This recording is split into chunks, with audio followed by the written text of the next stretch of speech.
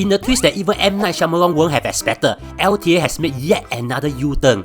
But this U-turn cost $40 million instead of the previous U-turn that cost $3.6 million a year. Here's why it costs money. So, if there's something Iswaran is happy about now, is that at least he will have to face this.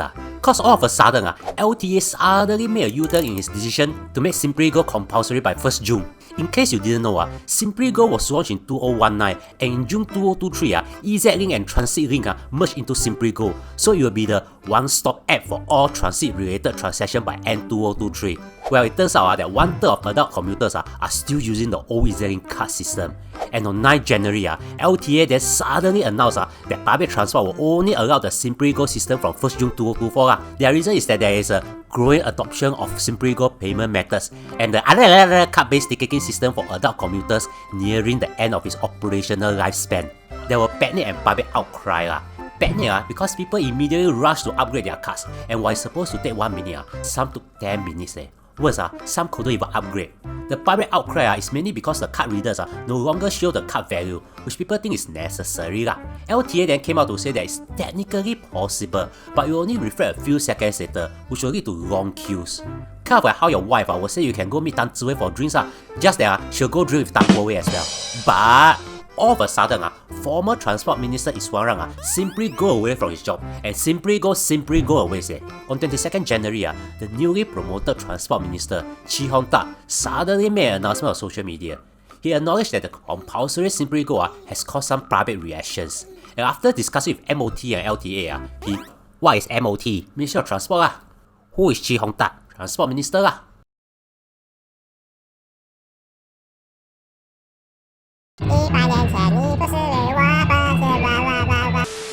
They decided not to sunset the system by 1st June 2024. You see, the reason why they are forcing people to change to SimplyGo is just so that they can have just the new system running. Therefore, to continue with the old system, they need to pay for it since there will be 2 systems. This is why they say they will spend an additional $40 million so that commuters can continue to use EZ-Link cards and Next FreshPay card if they wish to. In other words, it's kind of like a wife saying that you can still go meet Tan Ziwei for drinks, just that she has to do the housework tonight herself and do that. And here's something even more interesting. If you have converted to SimplyGo and now want to convert back to the old EZ-Link card system, you can do so, but you must have done the conversion from 9 January to 22nd January when you thought that SimplyGo will be compulsory from 1st June 2024.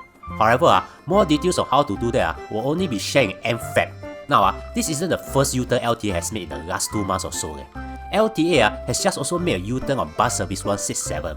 On 16 November 2023, LTA announced that the bus service will be as it goes almost the same route as the new TEL9. On 28 November, LTA then said that they have decided to retain service 167, citing the need to allow more time for commuters to adjust and try new routes. This came after backlash from commuters who think 167 is still relevant. However, they changed the interval time to every 30 minutes instead. Now, for that, it also costs money. Cause 167 receives $6.2 million per year of subsidies for it to run, and reducing its frequency leads to the government still having to pay $3.6 million a year in subsidies for it.